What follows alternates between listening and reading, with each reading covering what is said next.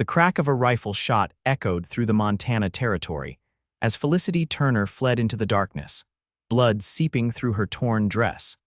The marks of Jedediah's rage etched across her skin in bruises and cuts that would tell their own terrible story to anyone who cared to listen. It was April 1877, and after 3 years of marriage to a man whose handsome face had hidden a monster, Felicity had finally found the courage to escape when he'd passed out drunk beside the fireplace.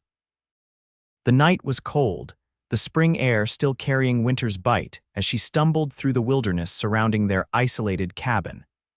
Her husband owned one of the largest cattle spreads in the county, which had kept her prisoner as effectively as any iron bars. There was nowhere to hide in open country where everyone knew Jedediah Turner and feared him. Felicity pressed a hand to her side where his boot had caught her ribs. The pain made breathing difficult, but fear pushed her forward. The second rifle shot, closer this time, sent her heart racing. He'd woken up. He was coming for her. "You can run, Felicity, but you know damn well you can't hide." His voice carried through the trees, slurred with whiskey but no less terrifying. She tried to move faster, but her legs betrayed her, buckling beneath her weight. Falling to her knees, she crawled behind a fallen tree, pressing her body into the earth. Blood trickled from her split lip, and the cut above her eye throbbed mercilessly. 3 years of gradually worsening abuse had culminated tonight when she'd accidentally spilled coffee on his ledger. The beating that followed had been the worst yet, and she knew if she didn't escape now, the next time would be her last. The sound of hoofbeats in the distance made her freeze. Was Jedediah coming on horseback? But the rhythm was wrong. These were multiple horses, moving fast. She held her breath, pressing deeper into her hiding place. "Hey, who's firing shots out here?" A man's voice called out, unfamiliar and strong. "Mind your own business, stranger," Jedediah shouted back. "Just teaching my wife a lesson," Felicity trembled. Now there would be witnesses to her humiliation, more men who would look the other way as Jedediah dragged her home. "Don't much care for men who need to teach women lessons with their fists," the stranger's voice responded, closer now. "This is my land, and that's my property you're interfering with. No woman's any man's property in my book." A scuffle broke out, the sounds of men fighting, grunts and curses, then a loud thump. Felicity squeezed her eyes shut, praying silently. "Madam, are you out there?" The stranger's voice called. "It's safe now, he won't hurt you anymore tonight." Felicity remained frozen, too afraid to reveal herself. What if this was a trick? What if this stranger was worse than Jedediah? Soft footsteps approached her hiding place. A tall silhouette appeared, outlined by moonlight filtering through the trees. He crouched down, keeping a respectful distance.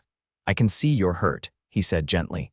"My name's Xavier Zimmerman. My friends and I are driving cattle north. We heard the shots.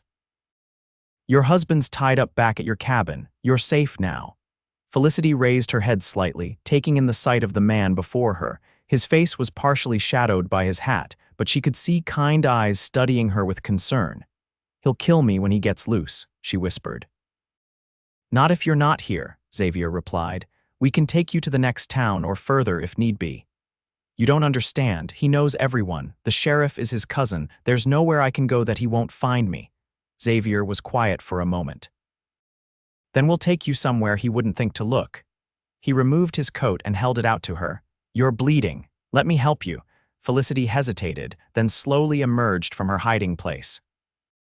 As she stepped into a patch of moonlight, Xavier drew in a sharp breath at the sight of her injuries. "What kind of animal does this to his wife?" he muttered, his voice tight with controlled anger. "The kind that most men call sir around here," Felicity answered bitterly. Xavier helped her put on his coat, which engulfed her small frame. He was careful not to touch her more than necessary, seeming to understand her fear of men. "My camp isn't far. We have supplies there, bandages." He paused, studying her pale face. "Can you ride?" Felicity nodded.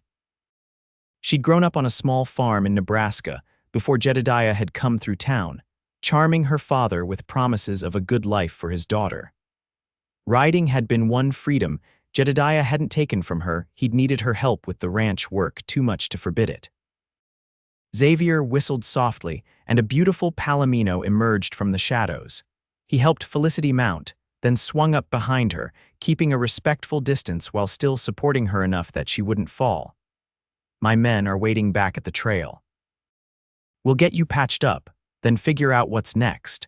As they rode, Felicity felt the warmth of his body behind her, steady and reassuring without being threatening. It had been so long since she'd felt safe in a man's presence that the sensation was almost foreign to her. The cowboy camp came into view. 3 other men gathered around a small fire, their cattle herd settled nearby for the night. They looked up as Xavier approached with Felicity. "Boys, this lady needs our help," Xavier announced as he carefully helped her dismount. An older man with a gray-streaked beard stood up, his eyes widening at the sight of her battered face. "Good Lord, miss, who did this to you?" "Her husband," Xavier answered when Felicity remained silent. "He was hunting her with a rifle when we intervened." "He's tied up back at their cabin," Xavier continued, "but that won't hold him forever. Frank, you still got those medical supplies from when Davis cut his leg?" "Sure do," the older man replied, already moving toward one of the packs tied to his saddle. "Miss, you come sit here by the fire. I'm Frank Jenkins. Been riding with Xavier here for 5 seasons. You're safe with us." Felicity allowed herself to be guided to a log beside the fire. The warmth felt good against her chilled skin, though it made the cuts on her face sting more intensely. Xavier knelt beside her with a canteen. "May I?" he asked, gesturing to her injured face. She nodded, flinching slightly as he began to clean the blood from her skin with a damp cloth. His touch was surprisingly gentle for hands so rough and weathered. "How long has this been going on?" he asked quietly as he worked. "Since about 6 months after we married," Felicity admitted. "At first it was just shouting, then shoving, then—" She trailed off, not needing to explain further. Xavier's jaw tightened, but his hands remained gentle as he cleaned the cut above her eye. "This needs stitching," he said. "Frank's got steady hands if you'll allow him." Frank approached with a small kit. "Fixed up more cowpunchers than I can count, miss. It'll hurt some, but I'll be quick about it." Felicity nodded, steeling herself. As Frank prepared to stitch the wound, Xavier offered his hand. After a moment's hesitation, she took it, grateful for something to hold on to as the needle pierced her skin. "Where you fellas headed?" she asked through gritted teeth, trying to distract herself from the pain. "Wyoming," Xavier answered. "Got a herd of 200 head bound for a ranch near Cheyenne. After that, I'm heading to my own place. Got a small spread up in the mountains." "You have your own ranch?" she asked, surprised that a trail hand would own property. A small smile crossed his face. "Been working toward it for 10 years. Finally saved enough to buy 100 acres last fall. It's not much, but it's mine. This is my last cattle drive before I settle in there for good." When Frank finished stitching her wounds, Xavier helped Felicity check her ribs. She insisted on going behind a stand of trees for privacy, where she discovered dark bruising but no obvious breaks. The cowboys gave her a spare shirt and pants that were too big but cleaner than her torn dress. As she sat by the fire sipping hot coffee, the reality of her situation began to sink in. She had no money, no possessions beyond the clothes on her back, and a husband who would never stop hunting her. "What will you do now?" Xavier asked, settling beside her but maintaining a respectful distance. "I don't know," she admitted. "I have an aunt in California, but that's thousands of miles away." Xavier was quiet for a moment, watching the flames. "Our trail takes us through some remote country. You could ride with us as far as Wyoming if you'd like. By then, we'll be far enough that your husband might lose your trail." The offer was tempting, but Felicity hesitated. "I can't ask you to risk yourselves for me. Jedediah won't give up easily." "We're not asking permission to help," Xavier said firmly. "And 4 armed cowboys make a pretty discouraging welcome party for anyone coming after you." For the first time in years, Felicity felt a tiny flame of hope kindle in her chest. "Thank you," she whispered. That night, she slept wrapped in Xavier's bedroll while he kept watch. Despite her exhaustion, her sleep was fitful, plagued by nightmares of Jedediah finding her. When dawn broke, the cowboys moved quickly, breaking camp and getting the cattle moving. Xavier had given Felicity a gentle mare to ride, showing her where to position herself in the formation. "Stay between me and Frank," he instructed. "If there's trouble, you ride hard for those hills and don't look back." As the days passed, Felicity's body began to heal. The bruises faded from purple to yellow, and the stitched cut above her eye began to close cleanly. But it was her spirit that showed the most improvement. Away from Jedediah's constant criticism and unpredictable rage, she remembered what it felt like to speak without fear, to laugh without worrying it would trigger his anger. The cowboys treated her with respect, including her in their conversations around the fire and teaching her the rhythms of the cattle drive. Xavier was always nearby, watchful but never intrusive. She noticed how he subtly created opportunities for her to make her own decisions after years of having her choices made for her. One evening, as they made camp beside a small stream, Xavier approached with fishing line. "Thought you might like to try for some trout," he said. "Change of diet from beef jerky and beans," Felicity smiled. "I used to fish with my father when I was a girl. I'd like that." They sat side by side on the bank, lines trailing in the clear water. The silence between them was comfortable, peaceful in a way that Felicity had forgotten could exist between a man and a woman. "Tell me about your home," she said eventually. "Your ranch in Wyoming." Xavier's face lit up. "It's not much to look at yet, just a small cabin and a corral. But the land is good mountain meadows with grass that'll fatten cattle quick, a stream that runs year-round, and forest with plenty of game." He paused, a faraway look in his eyes. "Been dreaming of that place since I was 16. Worked every job I could find to save for it." "It sounds beautiful," Felicity said softly. "It is." His voice was warm with pride. "The nearest neighbor is 5 miles away, and the nearest town is a day's ride. Some might call it lonely, but I call it peaceful." Felicity felt a tug on her line and pulled up a small trout. Xavier grinned as he helped her remove the hook. "You've got a knack for it," he said, his hand briefly touching hers as he took the fish. That evening, as they ate fresh trout by the fire, Felicity found herself watching Xavier the way the firelight played across his features, how his eyes crinkled when he laughed at one of Frank's outlandish stories. For the first time since her escape, she felt something beyond gratitude toward him. It was a dangerous feeling, one she quickly tried to suppress. Men couldn't be trusted, she reminded herself. Jedediah had seemed kind once too. The next morning brought clouds and the promise of rain. As they rode, Xavier kept glancing back at the horizon. "Storm's coming," he said. "We'll need to find shelter soon."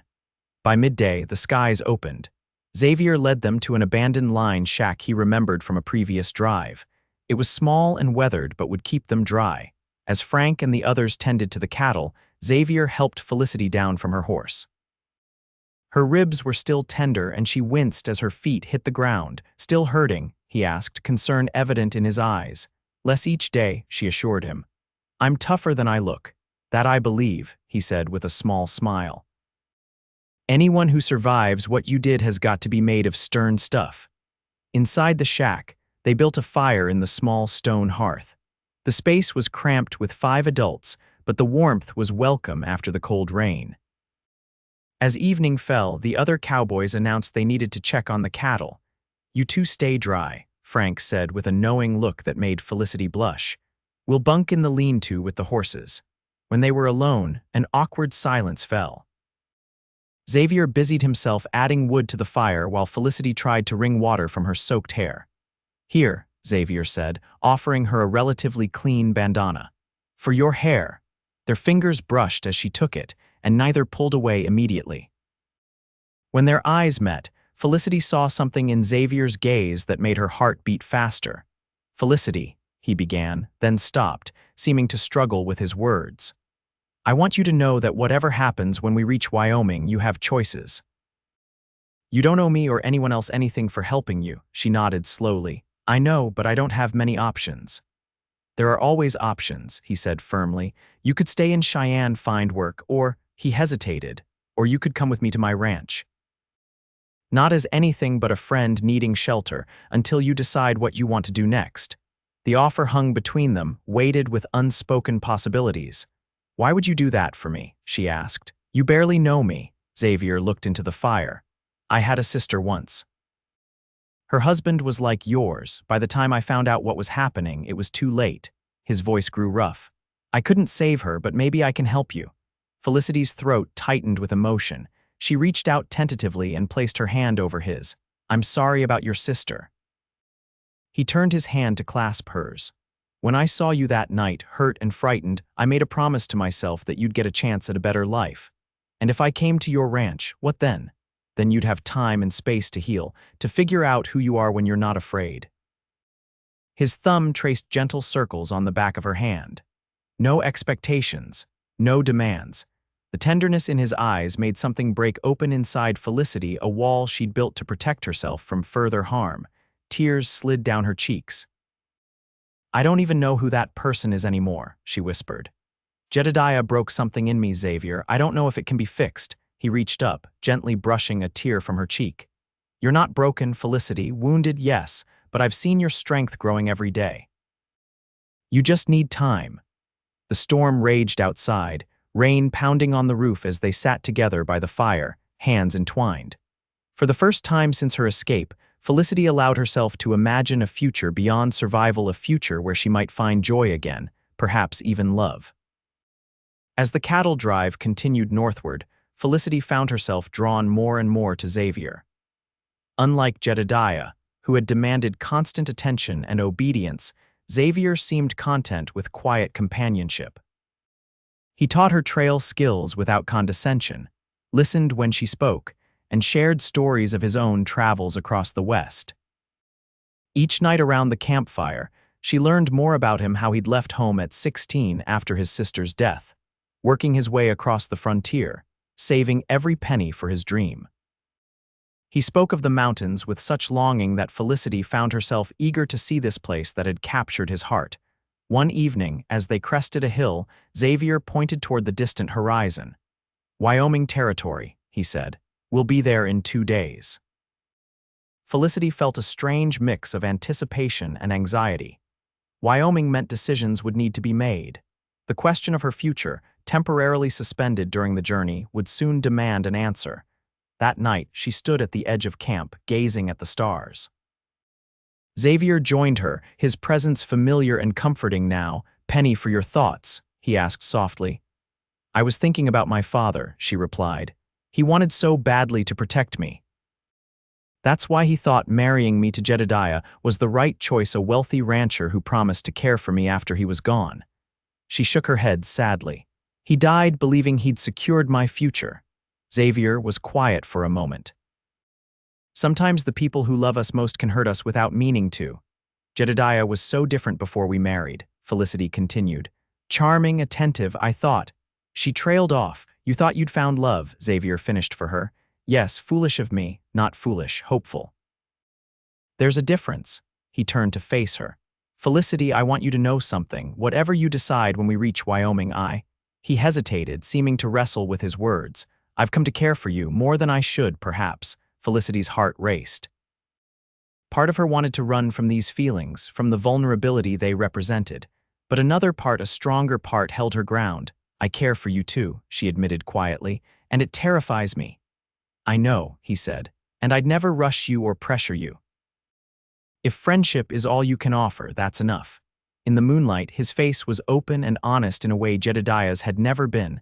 Felicity took a small step closer. "What if someday I want more than friendship?" she asked, her voice barely above a whisper. Xavier's eyes darkened. "Then I'd be the luckiest man in Wyoming territory." 2 days later, they crossed into Wyoming, the landscape changing to rolling hills and sagebrush plains. The cattle were delivered to the ranch outside Cheyenne, and the cowboys were paid their wages. Felicity waited anxiously as Xavier spoke with the ranch owner, a gruff older man who kept looking in her direction with curiosity. When Xavier returned to where she waited with the horses, his expression was determined. "I told him you're my cousin, recently widowed," he said quietly. He didn't ask questions. "We're free to go whenever you're ready." Felicity looked toward the town of Cheyenne in the distance, then back at Xavier. In the weeks since her escape, she had regained pieces of herself she thought lost forever: her voice, her courage, her ability to trust her own judgment. Now she faced the most important decision since fleeing into the night. "I want to see these mountains of yours," she said finally. "If your offer still stands." The smile that broke across Xavier's face was like sunrise. "It stands," he said. "Let's go home." The journey to Xavier's ranch took 3 days, climbing steadily into higher country where aspens shimmered silver green against dark pines. When they finally crested a ridge and Xavier reined his horse to a stop, Felicity gasped at the view. Below them lay a small valley cradled by mountains, a clear stream winding through meadows bright with wildflowers. A simple log cabin stood near a stand of trees with a corral and small barn nearby. "It's exactly as you described it," Felicity breathed.